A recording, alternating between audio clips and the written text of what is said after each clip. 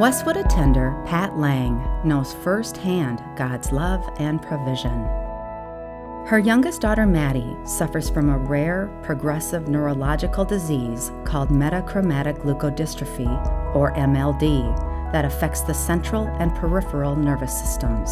I have 3 children. My son, Wyatt, who is 31 and lives in Seattle with his wife, Cece, and I have 2 daughters, one, Michaela, and she is 16, and the other one is Madigan, and she is 14, and they're both adopted from China. I adopted Madigan when she was 13 months old.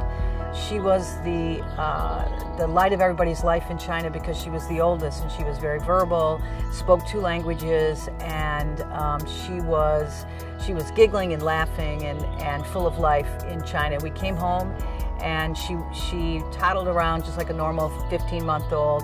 And it was later that I noticed that she started to walk differently and that she had tremors and things that weren't quite right for a child of her age. And that's when I decided that I needed to seek medical help. Maddie was born without an enzyme needed to protect the myelin covering on the nerves that carry messages from her brain to the rest of her body. Once Maddie was diagnosed with this very rare disease, I realized that it was going to be different because nobody had the answers. Nobody. The doctors didn't know. They knew what the diagnosis was, but nobody really had the answers for me. It was then that I realized that I had to say to God, you're the only one that knows, so you give me the strength, God, so that I can give her the strength to get through this and manage through this kind of dark room where nobody knows what the outcome's going to be or when you're going to get out in the light. Maddie has undergone 2 bone marrow transplants, as well as chemotherapy and radiation, which have taken a toll on her tiny body. Maddie is now 14 years old. She receives 99% of her nutrition from a feeding tube. Her breathing is supported by a ventilator. She is wheelchair-bound, and unrelated to her original disease, Maddie was recently diagnosed with an inoperable tumor that compresses her spinal cord and restricts her arm and hand movement. What remains unchanged, however, is Maddie's great sense of humor, her winsome smile, and her contagious laughter. Yes, Maddie's laughing! Laughing! It's not serious, she's laughing! What has touched Pat so powerfully on this journey are the tangible ways that the people of Westwood have expressed the love of Jesus Christ to her and to Maddie. The community of Westwood has really come and become part of our family, since I have no immediate family here. And it's little ways that people may not even realize are so important and valuable in our lives, whether it's the ramp that helped me get that chair now out of the car instead of having to lift that very, very, very heavy wheelchair out of the car. It's the person in the parking lot that stops by and said, can I help you carry something in? Can I help you open the door? The kids that have grown up with her, that have not forgotten when they're teenagers and their lives are elsewhere, who stop by and notice her nails and spend time with her and make her laugh. It's the ushers that know that we have complicated seating needs.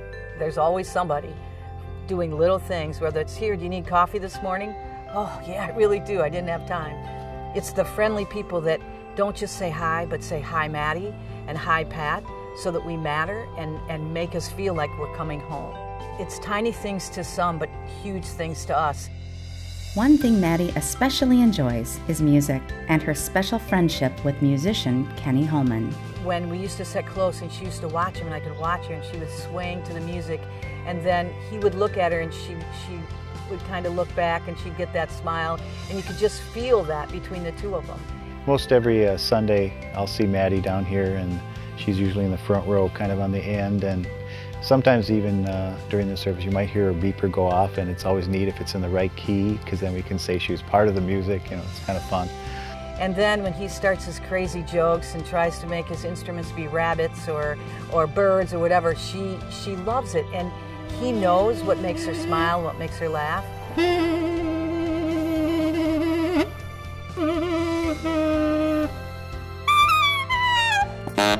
Kenny's music has also been a comfort in difficult times.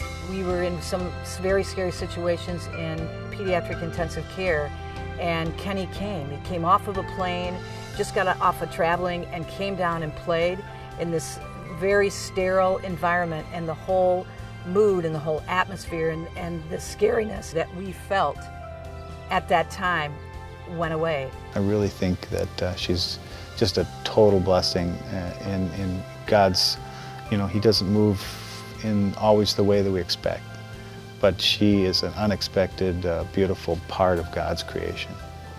Something that sums up the journey that we're on, I recently posted on Maddie's Care and Grief site, and it goes like this. When you are raising a child with a life-threatening illness, there will be times that are so unnaturally difficult as to numb your senses, so disastrous as to be comic, so heartbreaking as to crush your soul, so frustrating, so maddening, and so overwhelming all at the same time that you fear you will lose your mind. But I believe God does not give you more than you can handle, and that He provides the strength and encouragement you need to face every single day.